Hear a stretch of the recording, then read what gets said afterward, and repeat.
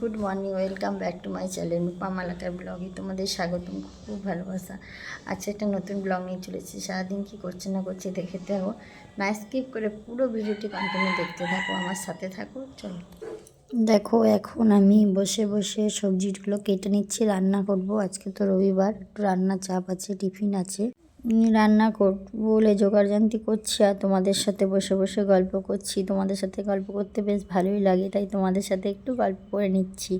রান্না অনেক কিছু হয়ে গেছে, এখন চিকেনটা করব। এই দেখো কড়াইয়ে তেল দিয়ে দিয়েছি, তেলটা গরম হচ্ছে। এর মধ্যে দেখো অ্যাড করব আমি গোটা জিরে, পেঁয়াজ আর আর কিছু না। এই গোটা জিরে পেঁয়াজটাকে সুন্দর করে ভালো করে ফ্রাই করে নিচ্ছি। ফ্রাই করে তার মধ্যে মশলা অ্যাড করবো। এখানে দেবো আদা বাটা, রসুন বাটা, লঙ্কা বাটা, পেঁয়াজ বাটা। জিরে আমি বাড়িতেই পেস্ট করে রাখি, জিরে পেস্ট আছে, ওটা তো দেবই। দেখো এর মধ্যে মশলাটা যখন ভালো করে কষানো হয়ে গেল, এর মধ্যে আমি চিকেনগুলো ঢেলে দিলাম আর পেঁপে আর আলু। আমাদের মাংসের মধ্যে পেঁপে আলু খেতে, পেঁপেটা খেতে খুব ভালোবাসে।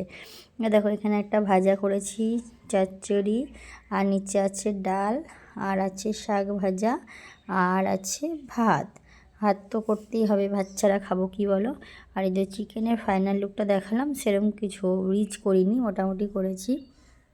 রান্না বান্না করে স্নান করে চলে এলাম। এখনও দাদাভাই আসেনি। দেখো আমার দুটো দাগ এত বাজে লাগে দুই পাশে, কবে যে ঠিক হবে জানি না। এখন এই যে একটু রেস্ট নিই, দাদাভাই আসুক, তারপর সবাই মিলে একসাথে খাওয়া দাওয়া করে নেবো। দিয়ে এখন বসে বসে তোমাদের সাথে গল্প করছে। আর ছেলে এই যে টিভি দেখছে, অ্যাড হচ্ছে এখন টিভিতে। ছেলের সঙ্গে আমিও একটু বসে বসে টিভি দেখছি। দেখো বিছানা পরিষ্কার করে বিকালবেলা চলে এলাম একটু মাঠে তোমাদের সাথে শেয়ার করতে। দেখো এটা হচ্ছে শসা মাঠ। শসা গাছগুলো সবে বেরিয়েছে, কিছুদিন আগে বেরিয়েছে, এখনও শসা ধরেনি। শসা ধরলেও তোমাদের সাথে অবশ্যই আমি শেয়ার করব। শীতকালে বেশ বিকাল বিকাল, এটা সন্ধে সন্ধে ভাব না, এটা বাজে 3টে এরকম সময় মাঠে আমি এলাম যে আমি একটু ঘুরে আসি আর তোমাদের সাথেও একটু শেয়ার করে আসি।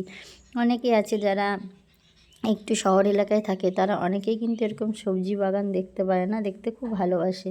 তার জন্য আমি ভাবলাম যাই সবার সাথে একটু শেয়ার করে আসি আর আমিও দেখে আসি।